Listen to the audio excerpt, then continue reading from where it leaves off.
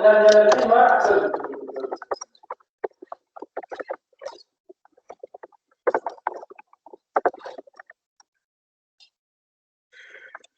right, Rudy, I believe we have already started the reading comprehension about the blue lines and also the red words. In this reading comprehension, I have speaking about a person whose name was Daniel Tammet, which is a non-fiction story. It's a real one that happened to a person whose name was Daniel Tammet, and this person, he has that syndrome like a disease, but it's not contagious, and also it doesn't affect other people. This syndrome he has enables him to become very, very, very super intelligent. And Again, another super intelligent story. This is like the third one.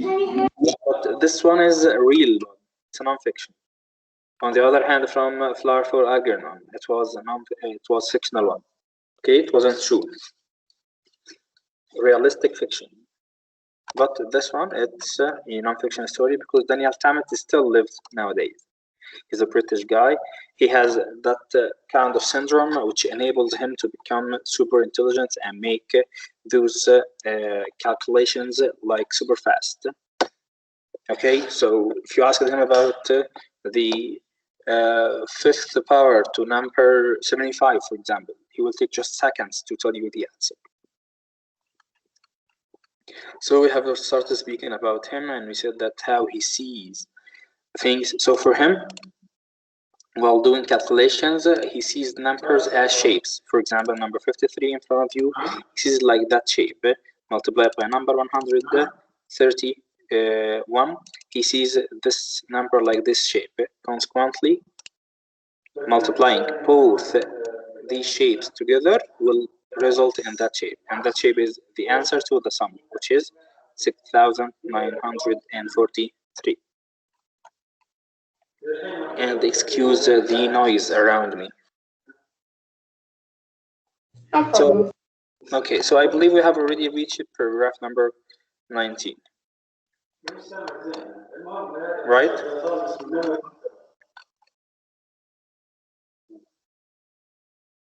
Yeah, I think. All right. So this syndrome approximately affects 80% of autistic people, and 90% of them are men.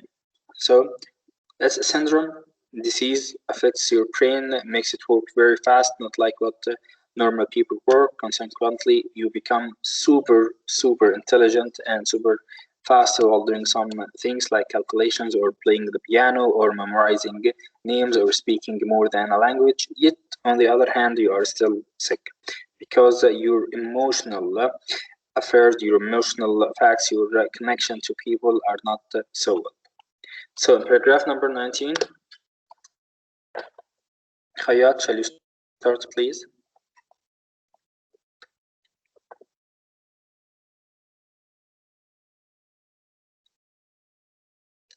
Hayat, can you leave what you are doing and join us for a moment?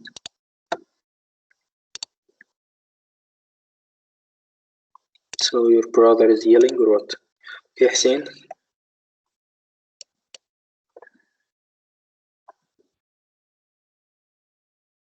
For as long as I can remember, I have experienced numbers in individual synthetic way that I do. Numbers are my first language. One, I often think and feel, and emotions can be hard for me to understand know how to react to. So I often use numbers to help me. If a friend sees they feel sad or depressed, I find myself sitting in the dark hollowness to help experience the same sort of feeling and understand it. If I read an article that a person felt intimidated by something, I imagine myself standing next to the number 9. Whenever someone describes visiting a beautiful place, I recall my numerical doing this number closer to understanding other people. Okay, Hussein, thank you very much. Your voice went lagging sometimes, it's okay. So, simply for him, he has that syndrome. the synthetic way that he does, or the problem or the illness he has. Of course, in his illness, he just super intelligent in mathematics. So numbers Teacher, can I read? language. Yes, Atibi, after I finish. Okay. So numbers were his first language. It was the way that he chose in order to communicate. Other people with the same syndrome, they choose other methods, like playing chess, playing the piano, memorizing cards, things like that. Yet on the other hand, we come to find out that their emotions can be very, very hard to understand. So that's a big problem for them. So if a friend, for example, say that they feel sad or depressed, so what is the meaning of this? So the feeling of sadness or the depression, he does not understand. So simply, he imagine putting himself in a dark hollowness of number 6. So once again, he relates everything that he has or he may counter with numbers, because numbers is what just gives him the ability to do whatever he wants. Okay? In paragraph number 20, RTB.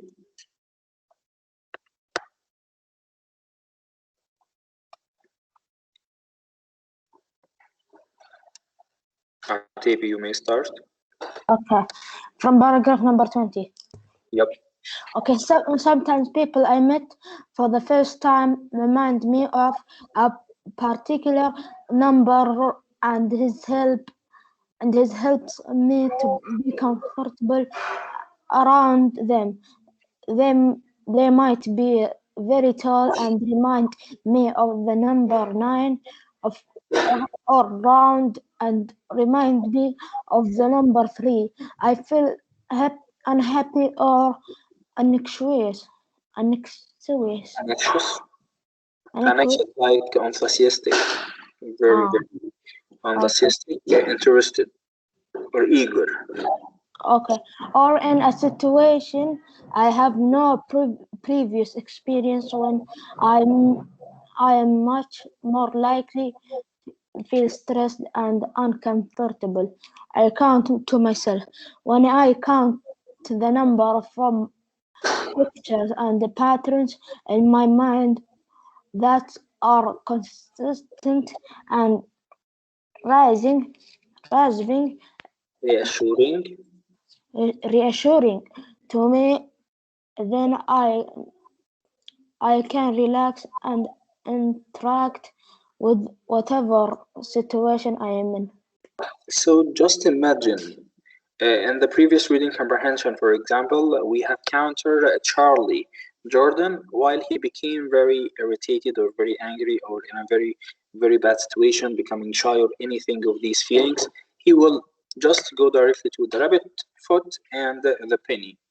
So here on this one, when we counter that Timid is, for example, in a situation, and this situation provides him a new experience or something that he has not countered before. So he will always tend to what, Muhammad?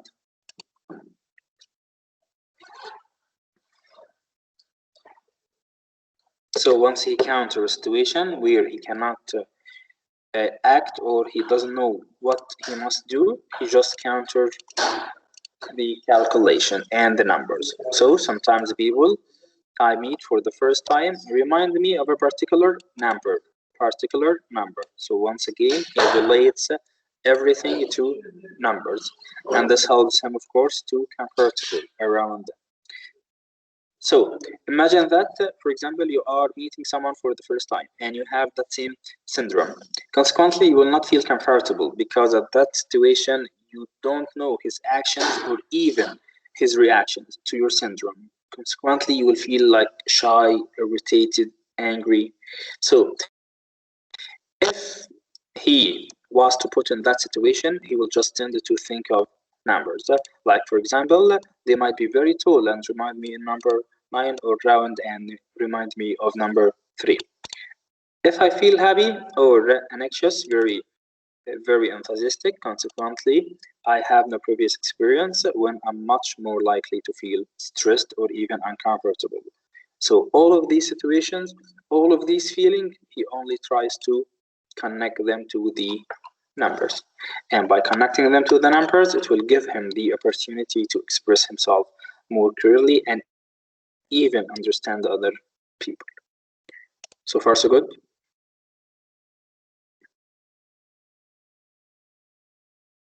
Yes, teacher, so far so good. Okay. Malki, do you have a mic?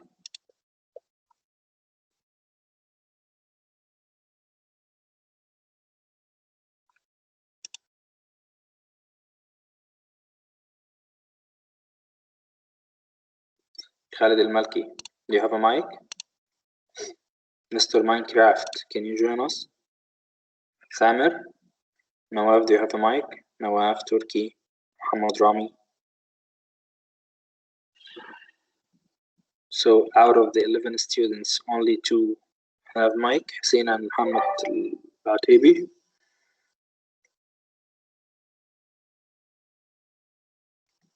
Hussein, can you read please paragraph number 21?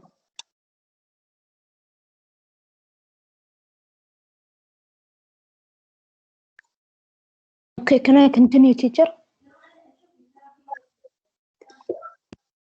Okay, Atibi. Thinking of a calendar always makes me feel good.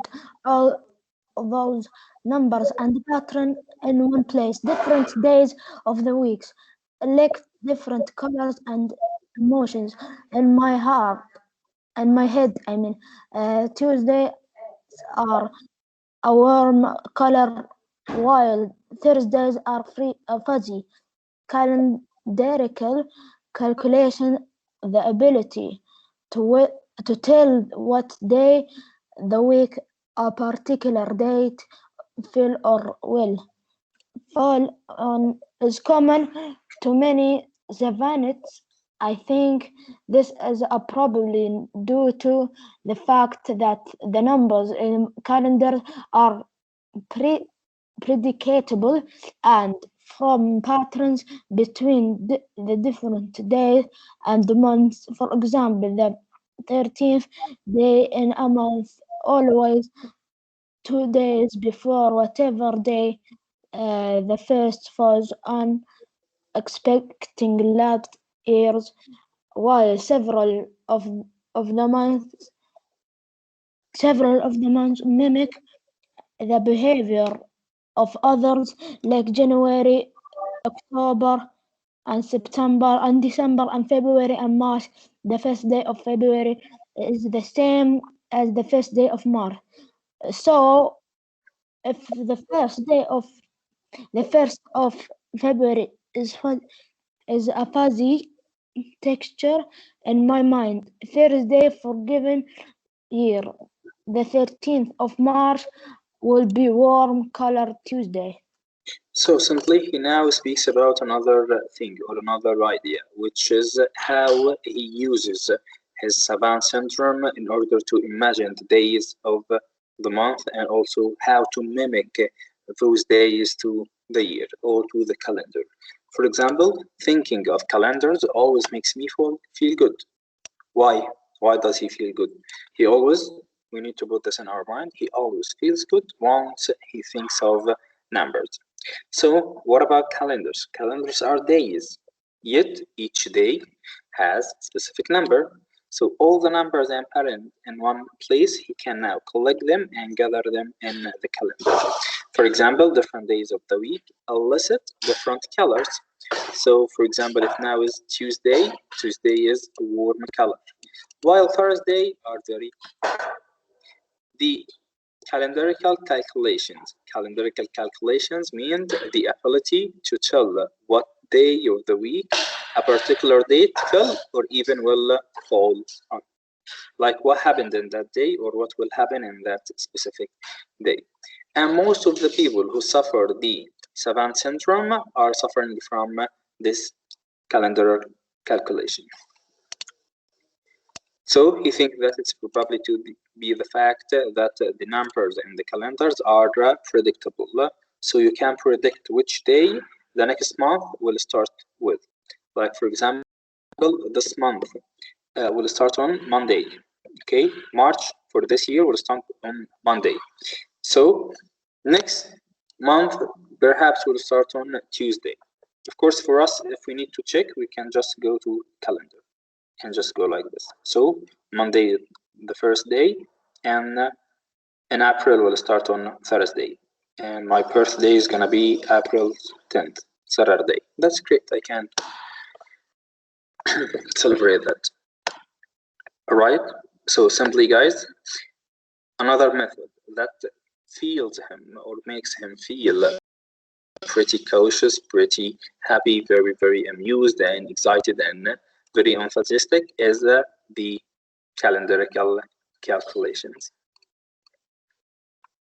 In paragraph number 22, in this book, or in his book, The Man Who Mistook His Wife for a Hat, writer and neurologist Oliver Sacks mentioned the case of severely autistic twins, John and Mitchell, as an example of how far some savants are able to take calendarical calculations, though unable to care for themselves. They have even in various institutions since the age of 7. The twins were capable of calculating the day of the week for any date over 40,000 year span. So just imagine someone with that ability to make a calculation for the next 40,000 years. Yet on the other hand, they are unable to take care of themselves. And here is the most severe thing about savant syndrome, which is you are super intelligent, yet on the other hand, you cannot even take care of yourself. Of course, not all of the people who are diagnosed with that syndrome cannot take care of themselves. For example, Tamit, he lives his life very normally. His only problem is countering the emotions. All right? So some people who have that syndrome cannot counter emotions and deal with emotions.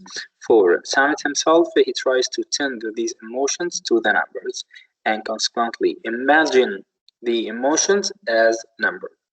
Other people who have that same syndrome, they are unable to take care of themselves. Yet, on the other hand, they are totally super intelligent in other fields.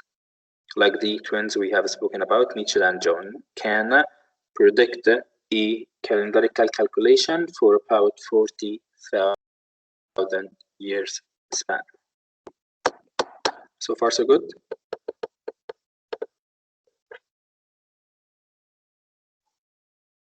Calling from Earth. Hello.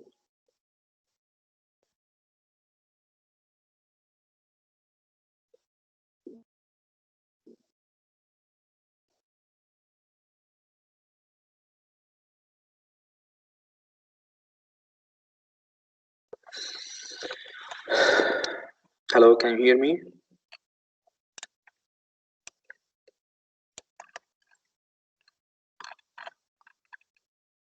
Come on, guys, only 3 paragraphs to go. Nawaf, yes, teacher. Okay, so I believe you have a problem with your mic now, so I'll continue. Sacks also describes John and Mitchell as playing a game that involved swapping prime numbers with each other for hours at a time. Like the twins, I have always been fascinated by prime numbers. You know prime numbers? Like 1, 7, 13, all of these numbers are called prime numbers because you cannot divide them but using their only multiplications. I see that each prime has smooth textured shape distinct from composite numbers or non-prime numbers that are greater and even less distinctive. Whenever I identify a number as a prime 1, I get a rush of feeling in my head and the front center, which is hard to put in words. It's a special feeling like the sudden sensation of pine and needles. So simply for Tamit himself, he's very involved with the feeling of countering prime numbers. Counter prime numbers like meeting a new number. Of course, we have an endless numbers. For Tamit, once he meets a new number, he feels great, enthusiastic, etc. On paragraph number 24, sometimes I close my eyes and imagine the first 30, 50, 100 numbers. I experience them spatially, syntactically, and also then I can see in my mind's eye just how beautiful and special the primes are. By the way, they stand out so sharply for the other number shape. It's exactly for this reason that I look and look and look at them. Each one is so different from the one before and even the one after. Their loneliness among the other numbers makes them so conspicuous and also interesting to me. So in paragraph number 24, he tries to tell us about the reasons that makes him love those prime numbers so much. Because in the prime numbers, he tends to meet his feelings, things that he rarely meets or even usually does not know. That's why he tends to just connect his feelings to the number. Last paragraph in this reading comprehension, there are moments as I'm falling into sleep at night that my mind fills suddenly with bright light and I all can see are numbers, hundreds, thousands of them, swimming rapidly over my eyes. The experience is beautiful and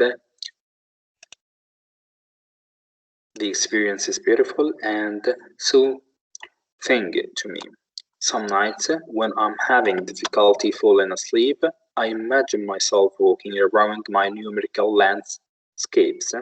Then I feel safe and happy whenever I feel lost, because the prime numbers shape act as signposts. So once again, because Tamit has that syndrome, he tends to connect his feeling to the numbers.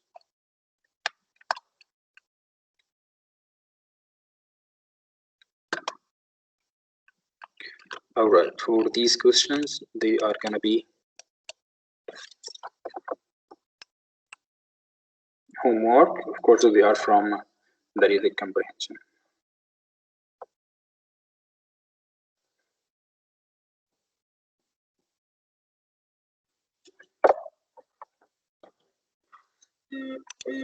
This is homework. Yeah, these questions are gonna be homework, Muhammad.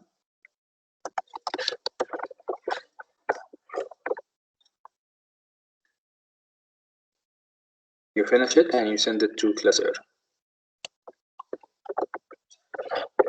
I will assign them now to Claire.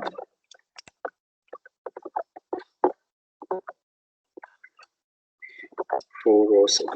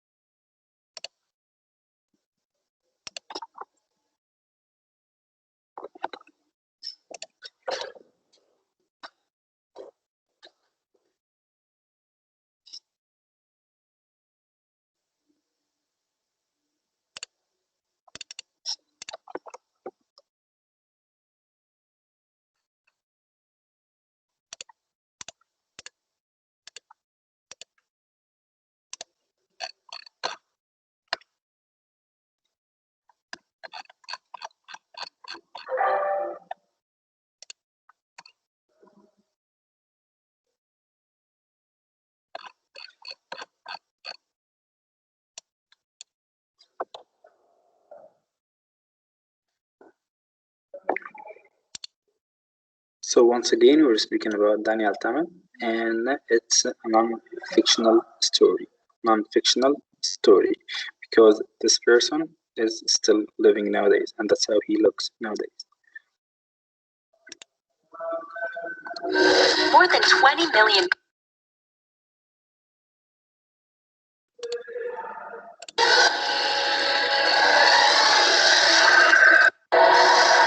I'm a savant. I'm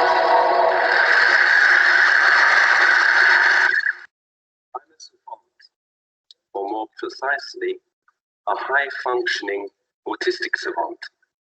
It's a rare condition, and rarer still when accompanied, as in my case, by self-awareness and a mastery of language. Very often when I meet someone and they learn this about me, there's a certain kind of awkwardness. I can see it in their eyes. They want to ask me something. And in the end, quite often the urge is stronger than they are, and they blurt it out. If I give you my date of birth, can you tell me what day of the week I was born on? Or they mention cube roots, or ask me to recite a long number or a long text. I hope you'll forgive me if I don't perform a kind of one-man savant show for you today. I'm going to talk instead about something far more interesting than dates of birth or cube roots, a little deeper and a lot closer to my mind and work. I want to talk to you briefly about perception. When he was writing the plays and the short stories that would make his name, Anton Chekhov kept a notebook in which he noted down his observations of the world around him, little details that other people seem to miss. Every time I read Chekhov and his unique vision of human life, I'm reminded of why I, too, became a writer. In my books, I explore the nature of perception and how different kinds of perceiving create different kinds of knowing and understanding. Here are 3 questions drawn from my work. Rather than try to figure them out, I'm going to ask you to consider for a moment the intuitions and the gut instincts that are going through your head and your heart as you look at them. For example, the calculation. Can you feel where on the number line the solution is likely to fall? Or look at the foreign word and the sounds. Can you get a sense of the range of meanings that it's pointing you towards? And in terms of the line of poetry, why does the poet use the word hare rather than rabbit? I'm asking you to do this because I believe that our personal perceptions, you see, are at the heart of how we acquire knowledge. Aesthetic judgments, rather than abstract reasoning, guide and shape the process by which we all come to know what we know. I'm an extreme example of this. My worlds of words and numbers blare with color, emotion, and personality. As Juan said, it's a condition that scientists call synesthesia, an unusual crosstalk between the senses.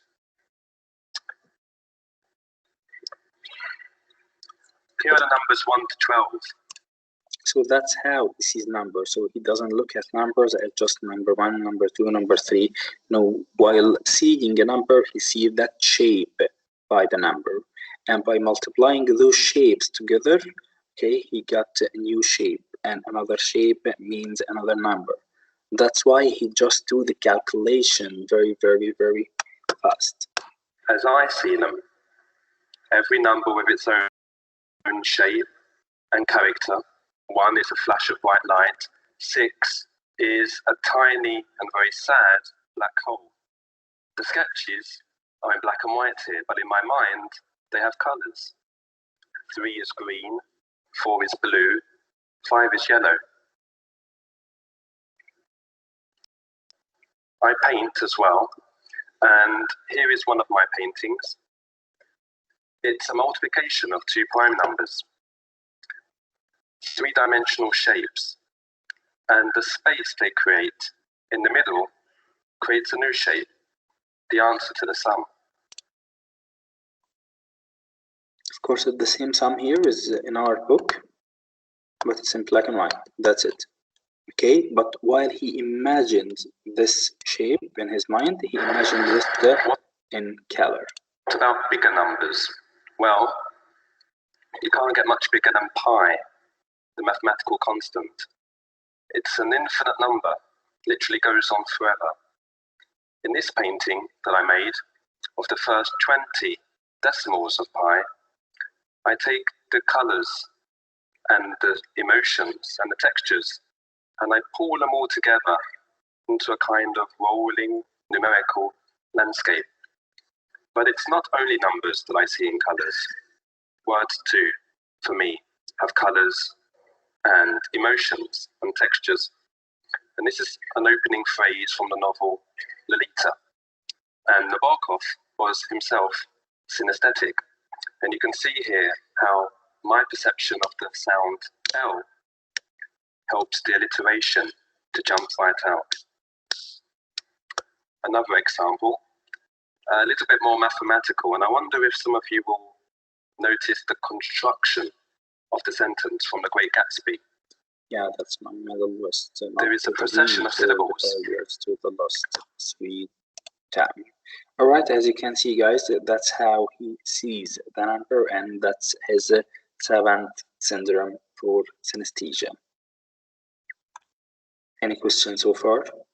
Because unfortunately, we do not have much time. No, not each. All right, I'll assign that